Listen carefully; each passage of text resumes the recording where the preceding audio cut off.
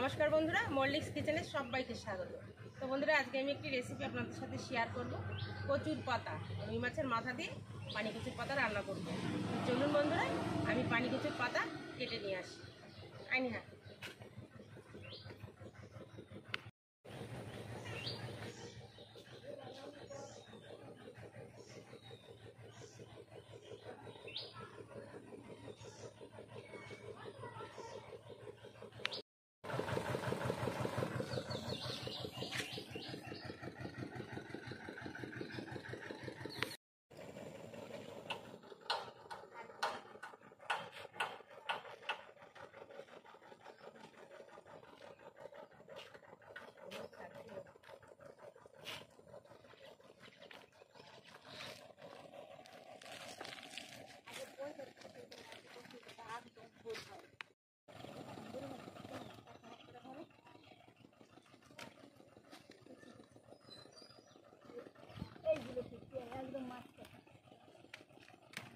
খুব সুন্দর পাতাগুলো দেখুন বন্ধুরা।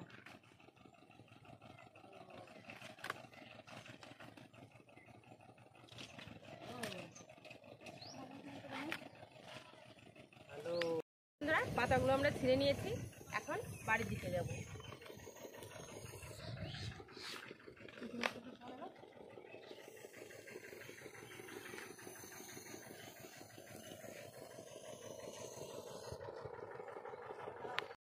দেখুন, শাকগুলো নিয়ে এসে আমি ভালো করে কুটে বেছে পরিষ্কার করে ধুয়ে কেটে নিয়েছি। এখন আমি রুই মাছের মাথাটা ভেজে নেব। দিয়ে দেবো কড়াইতে পরিমাণ মতো সর্ষের তেল। মাছের মাথাটা দিয়ে দেবো।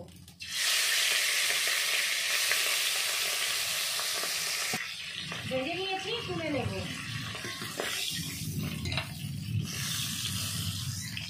দিয়ে দেবো কটা জিরে, থেতলে রাখা কিছু রসুন,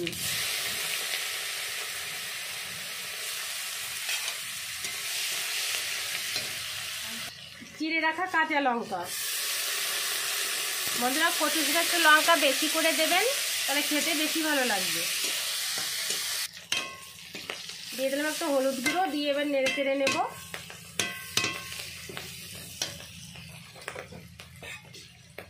কেটে রাখা কচু শাক,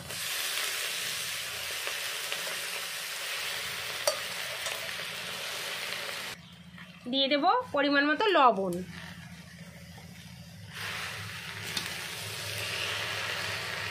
এবার আমি 4 থেকে 5 মিনিট মতো ঢেকে দেব। এবার আমি ঢাকনাটা তুলে নেব।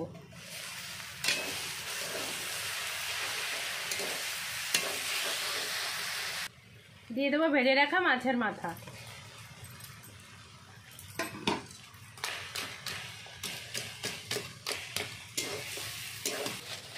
বন্ধুরা, এই রেসিপিটি ঢাকা দিয়ে রান্না করতে হবে একদম কম আঁচে। টিপ টিপ করে উনুনে রান্না করলে টিপ টিপ জ্বালে রান্না করতে হবে, আর গ্যাসে করলে একদম লো আঁচে রান্না করতে হবে। তাহলে রান্নাটা খুব সুন্দর হবে, খেতেও দুর্দান্ত লাগবে। এই রেসিপিটি না খেলে আপনারা বুঝতেই পারবেন না যে রেসিপিটি কত টেস্টি। এতটাই টেস্টি যে একবার খেলে বারবার খেতে ইচ্ছে করবে।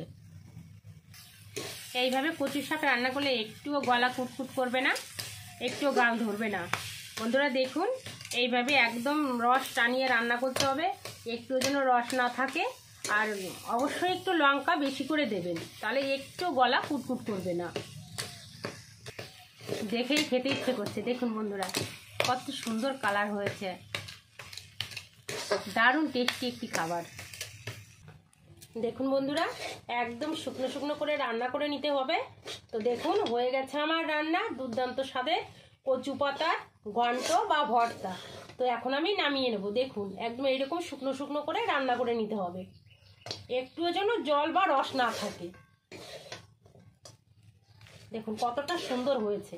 তো এখন আমি নামিয়ে নেব।